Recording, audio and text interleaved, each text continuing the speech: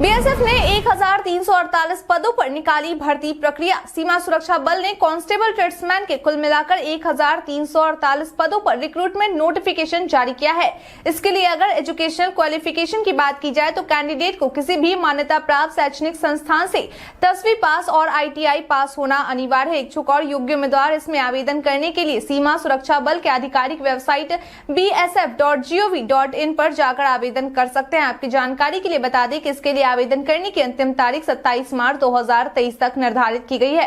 अधिक जानकारी के लिए उम्मीदवार बीएसएफ के ऑफिशियल वेबसाइट पर जाकर जानकारी हासिल कर सकते हैं। जातीय जनगणना को लेकर जारी हुई अधिसूचना। सामान्य प्रशासन विभाग के द्वारा बिहार में जातीय जनगणना के दूसरे चरण को लेकर अधिसूचना जारी कर दी गई है।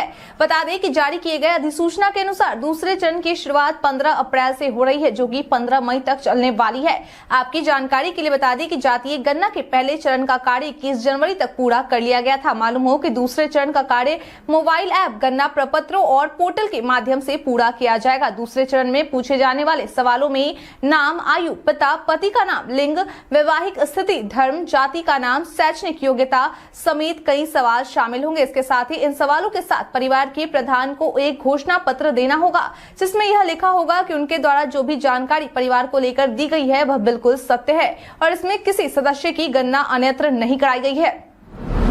को लेकर वहां की पुलिस ने दिया जवाब। तमिलनाडु में बिहारियों की हो रही पिटाई को लेकर इन दिनों बिहार विधानसभा में विपक्षी पार्टियों की ओर से जमकर हंगामा किया जा रहा है। वहीं अब इस मामले को लेकर तमिलनाडु पुलिस के द्वारा जवाब दिया गया है। बता दें कि बिहार के डीजीपी और तमिलनाडु के डीजीपी के बीच बातचीत की गई है और प्रेस रिलीज जारी की गई है, जिसमें तमिलनाडु की पुलिस के द्वारा यह कहा गया है कि उत्तर भारतीयों और हिंदी भाषी लोगों पर हमले को लेकर पोस्ट बिना तथ्यों की पुष्टि की गई है। उन्होंने कहा कि यह भ्रामक तथा अफवाह है। प्रसारित किए जा रहे एक वीडियो में तमिलनाडु के त्रिपुरा में बिहार और झारखंड के श्रमिक के बीच का है, तो वहीं दूसरा वीडियो कोयम्बटूर के स्थानीय निवासियों के बीच विवाद की घटना है। राज्य में सभी हिंदी भाषी सुरक्षित हैं।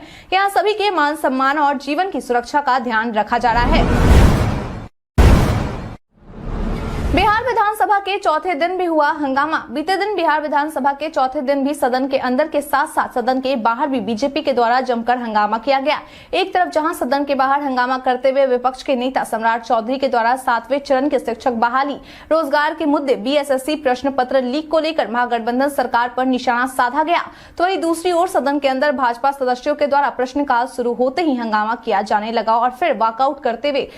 इसके अलावा बीते दिन सदन के अंदर भाकपा माले के द्वारा भी बीजेपी नेता संजय सरावगी पर कार्रवाई करने की मांग को लेकर प्रदर्शन किया गया। वहीं कांग्रेस विधायकों के द्वारा भी कार्यवाही शुरू होने से पहले केंद्र सरकार के खिलाफ बढ़ती महंगाई को लेकर हाथों में पोस्टर लेकर विधानसभा परिसर में हंगामा किया गया। छठे चरण में टीचर बहाली को लेकर काउंसलिंग की डेट हुई जारी। अगर आप भी उनमें आते हैं जो टीचर बनने की ख्वाहिश रखते हैं तो यह खबर आपके लिए है। बता दें कि शिक्षा विभाग के द्वारा जारी की गई जानकारी के अनुसार राज्य के प्राइमरी और मिडिल स्कूल टीचरों के रूप में छठे चरण में टीचर बहाली को लेकर लास्ट स्टेज यानी कि काउंसलिंग की डेट जारी कर दी गई है। बता दें कि जारी की गई डेट के अनुसार काउंसलिंग की प्रक्रिया 17 से 20 मार्च के बीच शुरू हो जाएगी। इसके बाद जिन भी अभ्यर्थियों को चयनित किया जाएगा उन्हें 25 से 28 मार्च के बीच नियुक्ति पत्र बांट दिए जाएंगे। हालांकि यह कवायद अभ्यर्थियों के प्रमाण पत्र के सत्यापन के बाद ही की जाएगी। मालूम हो कि 17 और 18 मार्च को होने वाली काउंसलिंग प्रक्रिया जिला मुख्यालय में आयोजित की जाएगी, जिसमें कक्षा 6 से 8 और कक्षा 1 से 5 तक के लिए काउंसलिंग की जाएगी। वहीं 20 मार्च को होने वाली काउंसलिंग प्रक्रिया प्रखंड मुख्यालय पर पंचायत नियोजन इकाइयों के लिए कक्षा 1 से 5 तक के लिए की जाएगी।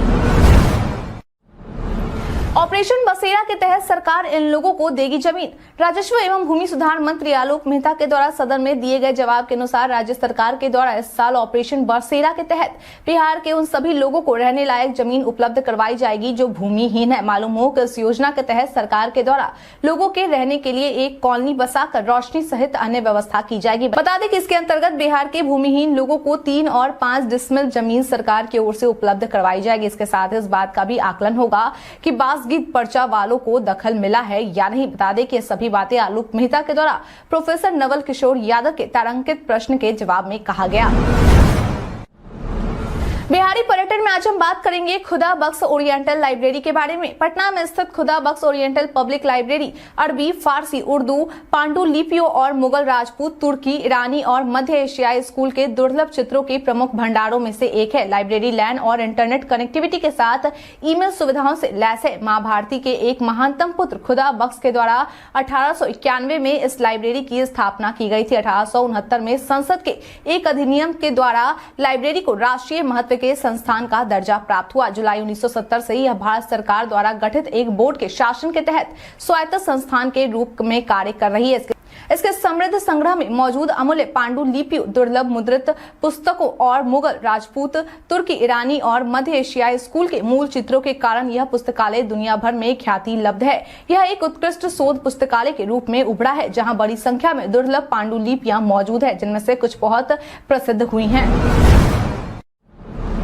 गलवान शहीद के पिता को मुचलके पर मिली जमानत। गलवान शहीद के पिता राज कपूर सिंह को बीते दिन कोर्ट ने 10-10 हजार के मुचलके से जमानत दे दी है। बता दें कि उन्हें यह जमानत एडीजे 3 नवीन कुमार ठाकुर की अदालत के द्वारा दी गई है। इस मामले को लेकर शहीद जवान के पिता के एडवोकेट जयप्रकाश मोहन सिंह के द्वारा दी गई जानकारी के अनुसार बीते दिन बहस के दौरान कोर्ट के द्वारा यह माना गया कि अगर कोई आवेदन सीओ को दिया जाता है और थाना पर प्रेषित किया जाता है तो थाना के द्वारा उसकी जाँच करानी चाहिए थी। अगर वहां कोई मामला था तो विधि सम्मत कार्रवाई होनी चाहिए थी, न कि बिना जांच के प्राथमिकी दर्ज होनी चाहिए थी। उन्होंने कहा कि यह एफआईआर बिना जांच के दर्ज किया गया था, उसी को मानते हुए न्यायालय ने जमानत स्वीकृत किया है। होली से पहले बिहार में हजारों लीटर शराब बरामद।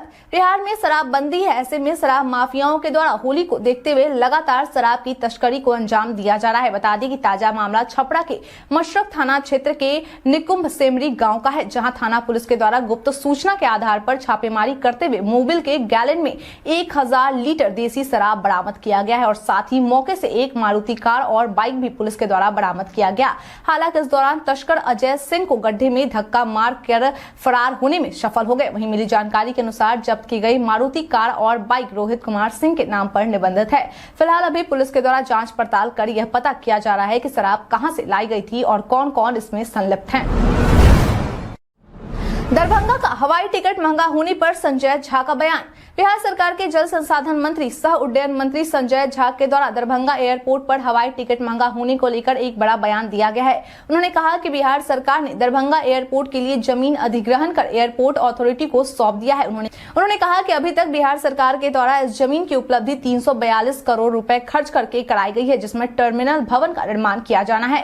बिहार सरकार की ओर से किसी प्रकार का कोई टैक्स भी नहीं लिया जा रहा है। इसके बावजूद यहाँ की हवाई टिकट इतनी महंगी है। इसलिए भारत सरकार से मांग है कि दरभंगा एयरपोर्ट पर उड़ान स्कीम के तहत कम दर पर लोगों को टिकट उपलब्ध करवाया जाए, जिससे लोग आसानी से बिना किसी परेशानी के सफर कर सके। क्योंकि अगर टिकट की कीमत इतनी महंगी होगी तो क्या हवाई चप्पल पहनने वाले लोग हवाई सफर कर पाएंगे। नगर क्षेत्र के किसी भी जमीन को अपनी मर्जी से लीज पर नहीं दे सकेंगे नगर निकाय।